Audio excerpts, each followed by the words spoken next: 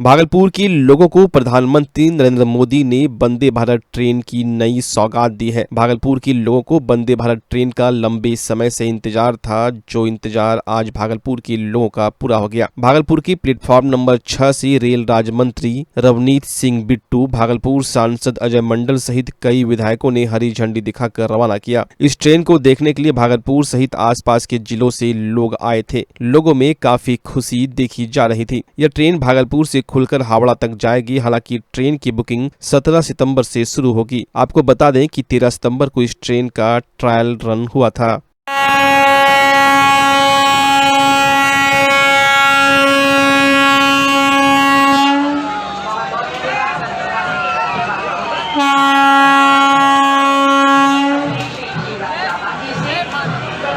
आज प्रधानमंत्री जी ने तकरीबन जो 2019 में वंदे भारत की शुरुआत की थी, क्योंकि अगर देश को 5वें नंबर पे लेके गए हैं और 3रे नंबर पे लेके जाना है, तो ये ट्रेनें भी बहुत इंपॉर्टेंट है, जिससे बिजनेस, कारोबार, व्यापार, क्योंकि अगर बिजनेस, व्यापार, कारोबार नहीं है तो शहर कैसे चलेंगे? सबको नौकरियां, रोजगार कैसे मिलेगा? वो तो व्यापार के साथ मिलेगा। और उसी तरीके से आज जो भागलपुर से ट्रेन हावड़ा जा रही है, उसमें से जो चाहे वो सिल्क का व्यापारी है, चाहे बहुत ज्यादा कोल का काम भी आज, क्योंकि बीच में जो स्टेशन आएंगे गौडा है, चाहे दुनकर है, वो स्टेशन जब आएंगे वहां से बहुत बड़ी कोल माइंस है। और वहां से हावड़ा, क्योंकि वहां पे आप जानते हैं शिप्स वहां से जाते हैं, वहां पे हमारी जो समुंदर है, तो वो व्यापारी आने के लिए ये ट्रेन उनके लिए है। और जब वो आएंगे यहाँ पे अपना ऑर्डर देके वापस जाएंगे, ऑर्डर देने के लिए आएंगे और यहाँ से अपनी व्यापारियों से मिलके वापस जाएंगे, तो व्यापार का बहुत बड़ा यहाँ भागलपुर में फायदा होगा। जो पहले, क्योंकि उनके पास टाइम भी कम रहता है, क्योंकि सारी बड़ी कंपनियां हावड़ा में बैठी हैं, क्योंकि वहां पे पोर्ट है, तो वो सब 6 घंटे यहाँ पे आएंगे और वापस चले जाएंगे। इससे हमारे को मेन, चाहे वो सिल्क का हो, चाहे कोल का हो, चाहे बाकी, भागलपुर का व्यापार बहुत ज्यादा खुलेगा और हमारे लोकल इंडस्ट्री को भी और लोकल व्यापारी को भी उससे बहुत बड़ा लाभ इस ट्रेन से होगा। ये ट्रेन आपको पता है हर चीज से लैस है, जीपीएस इसमें लगा हुआ है, आगे कवच जो एक्सीडेंट ना हो वो इसमें फिटेड है। और इसमें जो सुविधा है, एक सीट जो 360 डिग्री वो आप टर्न कर सकते हैं, किधर जहां भी आप व्यू देखना चाहिए, ज्यादा अच्छे शीशे हैं। और इसके बाथरूम, चाहे वो दिव्यांग लोग हैं उनके लिए बाथरूम बहुत अच्छे किए गए हैं और फैसिलिटीज बहुत ज्यादा है। और बाकी ट्रेन से तेज चलती है। जो पहला रूट था वहाँ 8 घंटे लगते थे, इसमें 6 घंटे लगे। टिकट फेयर और टाइमिंग को लेकर सर, टाइमिंग और टिकट फेयर को लेकर सर, देखो वो तो उसके हर अलग सेगमेंट है। अगर ये एक अच्छी ट्रेन चलानी है, अगर अच्छी वहां पे सुविधा देनी है, चाहे अच्छा खान पान हो, अच्छी चीज उसको मेंटेन रखना है, तो उसमें पैसा अलग।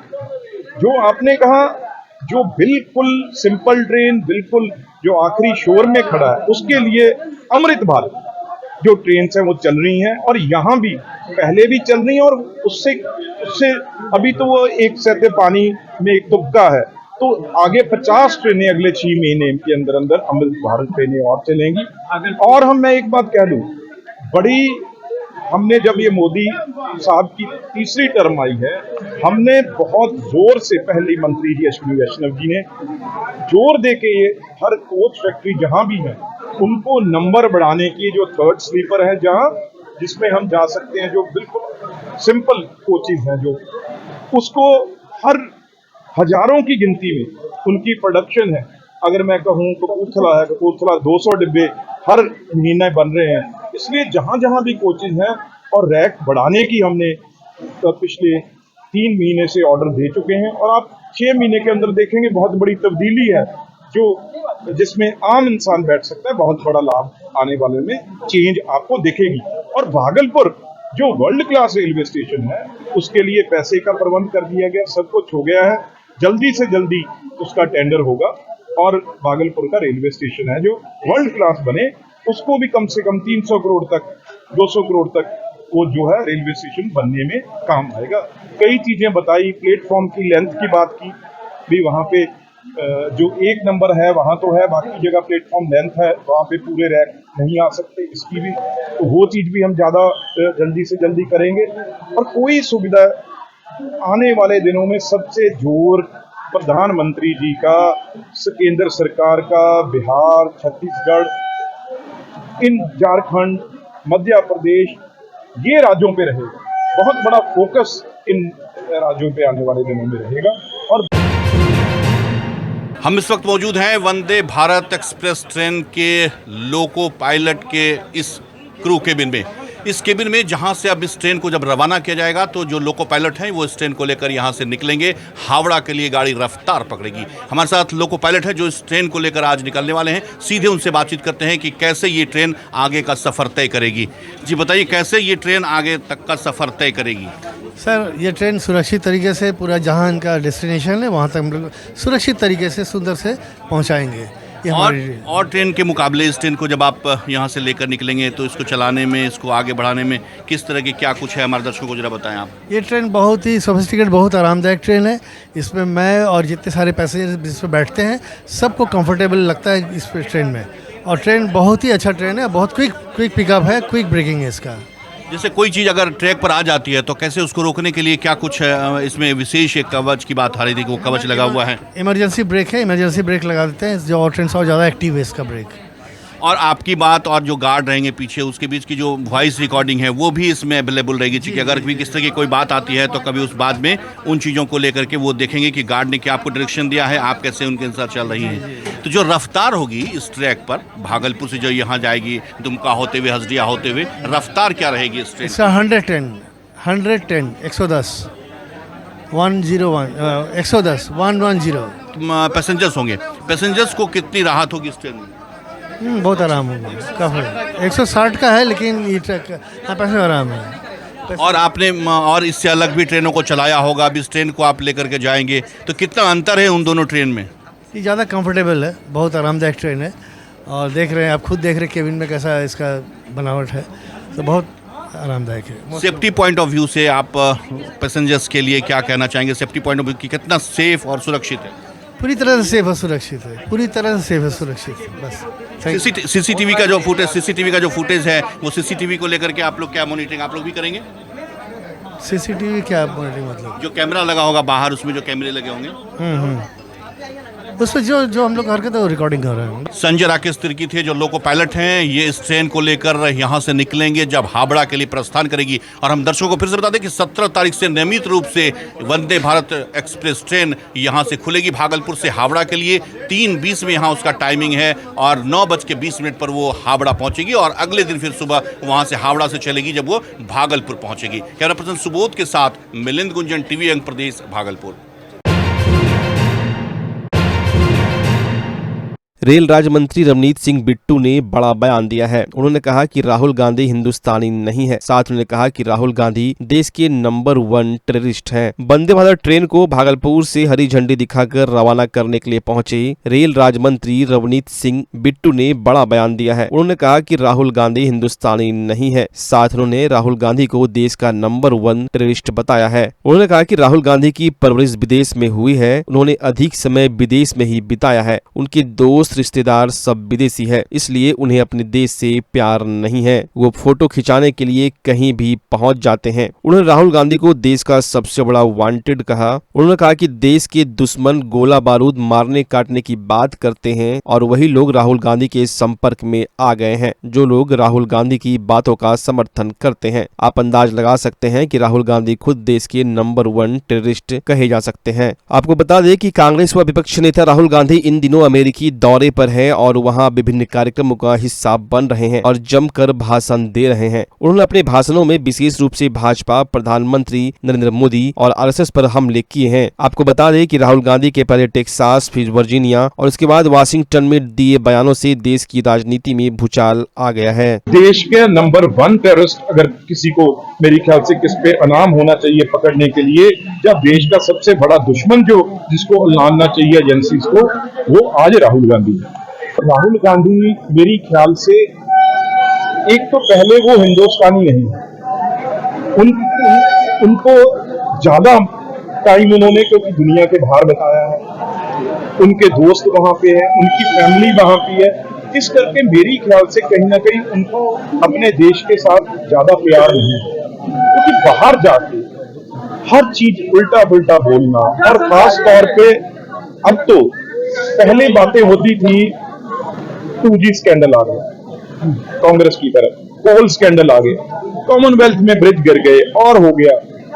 अब तो भाई एक भी प्रधानमंत्री की फाइल कोई कह दे भी इस चीज में कोई एक भी फाइल में कोई साइन भी गलत हुई, वो तो अब बात है नहीं। अब कैसे डिवाइड करेंगे, कभी ओबीसी की बात कर लो, चाहे कहीं किसी कास्ट की बात कर लो, समझ नहीं है उनको आज तक ये नहीं पता।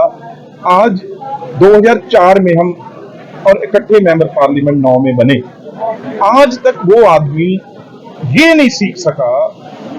आज भी वो रिक्शे वाले के पास जाके उसके सीखेंगे भी कैसे। अरे भाई, पॉलिटिकल जीवन में आपको अभी दर्द पता नहीं चला, मजदूर का दर्द क्या है, मोची का दर्द क्या है, एक कारपेंटर का दर्द क्या है, एक मैकेनिक का दर्द क्या है। आज एलओपी होके आप फिर कहीं चले जा रहे हो देखने, आपको जब अभी तक उसका दर्द उसकी प्रॉब्लम ही नहीं पता। आप आधी से ज्यादा उम्र आपकी निकल चुकी है और लीडर ऑफ ऑपोजिशन बने हो, अब आप फोटो खिंचवाने के लिए इससे मजाक बनता है कि इस आदमी को, जो हमारी बड़ी नंबर की पॉपुलेशन है, जो देहात में है, जो आम है, वो गरीब है, उसका दर्द ही नहीं पता। ये आज भी 5वीं बार एमपी होके वो अभी भी वो देखते हैं जाके भी क्या रिक्शे वाले का दर्द है, आज तक उन्हें उनका दर्द ही नहीं समझ आया, तो इतना जीवन किसमें लगा दिया। और इस बार तो सबसे बुरी बात जो सिखों को बांटने की कोशिश की है, जो कहा है यहाँ पे कितने सिख खड़े हैं, और मैं अभी गुरुद्वारा जा रहा हूँ, मैंने चैलेंज किया ओपन स्टेज पे बोल के कहा भी कोई सिख यहाँ पे जो खड़ा है किसी पार्टी से जुड़े नहीं है, कोई सिख यहाँ पे बोलते भागलपुर में भी मुझे किसी ने बोला भी आप कड़ा नहीं डाल सकते, किसी ने कहा वो पगड़ी नहीं डाल सकते, किसने कहा वो गुरुद्वारे नहीं जा सकते, एक सिख यहाँ पे खड़ा होकर कह दे मैं बीजेपी अभी छोड़ दूं। इतना मतलब चिंगारी लगाने के लिए पहले मुसलमानों की कोशिश की, उनको यूज करने की, अब नहीं हुआ।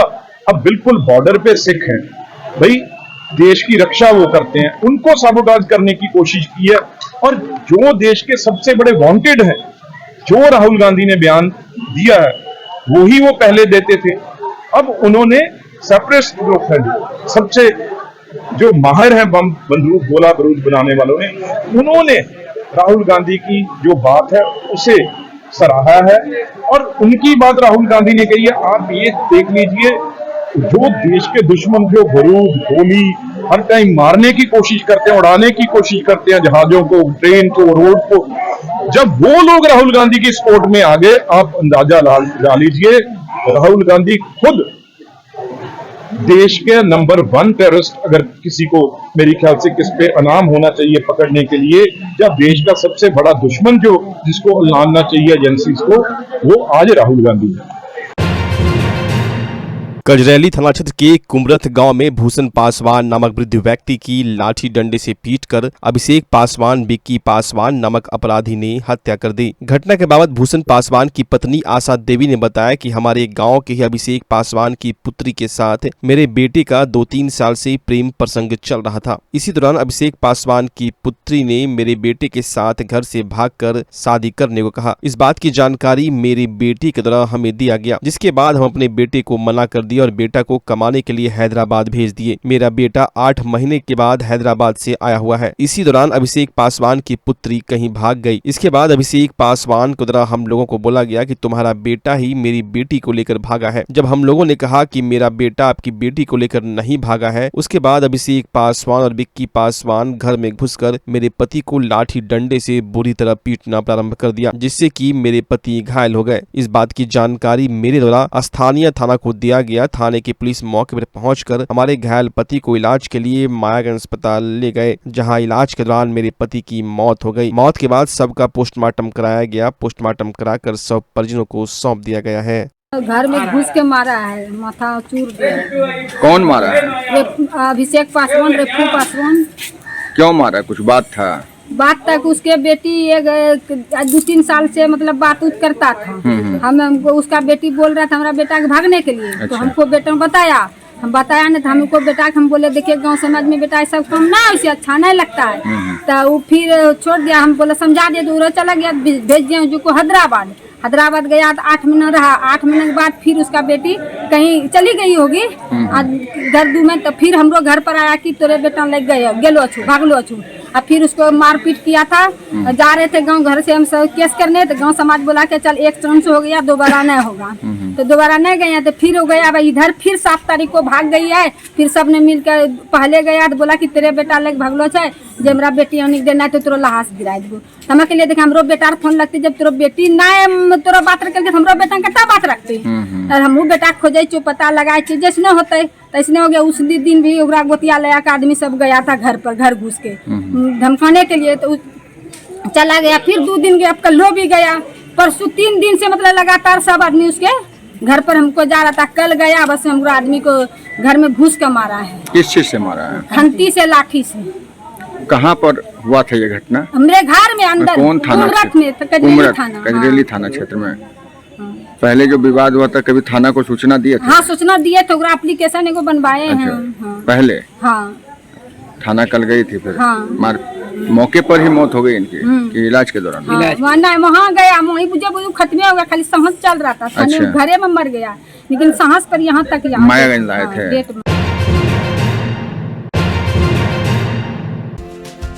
पूरी दुनिया में योग के प्रति बढ़ते रुझानों के बीच देश में योग सिखाने वाले शिक्षकों की भारी कमी को देखते हुए अब पूरे बिहार में पहली बार भागलपुर में शुरू हो गया है job oriented course BSc in yogic science. Bhagalpur के बरारे स्थित टीचर्स ट्रेनिंग कॉलेज में इस कोर्स से संबंधित डिग्री, डिप्लोमा एवं सर्टिफिकेट कोर्स में एडमिशन के लिए रजिस्ट्रेशन की प्रक्रिया जारी है। अगर आप भी मोस्ट डिमांडिंग जॉब के लिए खुद को तैयार करना चाहते हैं तो अभी रजिस्ट्रेशन करवा लें और अपना सुरक्षित और सफल भविष्य बनाएं। संपर्क करें teachers training college, Barari industrial area, Bhagalpur, Bihar.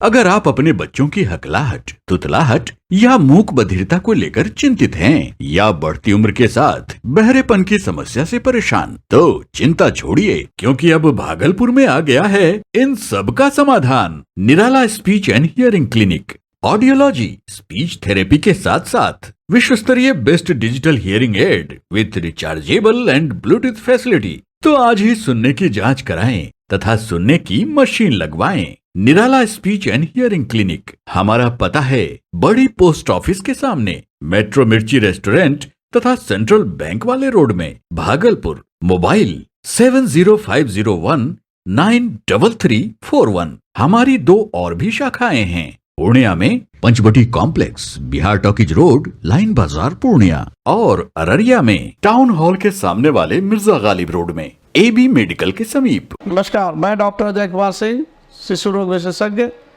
Bihar Jharkhand में अग्रणी मेरा स्नेह अस्पताल, जो सबसे पहले बिहार झारखंड में कृत्रिम श्वसन मशीन यहाँ आया, ब्लड गैस एनालाइजर आया, और एक नायाब मशीन क्रिटिकल जो देर से रोए बच्चे में इलाज में बहुत सक्सेसफुल है, और वह विकलांगता से बचाता है और बचने की संभावना बढ़ती है। वो मशीन जो देर से रोया बच्चा है उसमें 3 डिग्री कम टेम्परेचर पर रखा जाता है और 3 दिन के लिए रखा जाता है, लेकिन वो 6 घंटे के अंदर उसको उसमें रखना पड़ता है। तो आप इसका लाभ उठाएं। और दूसरी बात, जो आयुष्मान योजना है उसके तहत 5 लाख का चिकित्सा आप अपने नवजात के लिए, बच्चों के लिए आप यहाँ उपलब्ध है, उसको ले सकते हैं। ध्यान रहे कि 5 साल के कम के उम्र में के बच्चों को आयुष्मान कार्ड की अलग से ज़रूरत नहीं है। यदि आपके माता पिता का नाम है तो वो इसमें लाभुक हो सकता है और आप इसका लाभ उठा सकते हैं। धन्यवाद।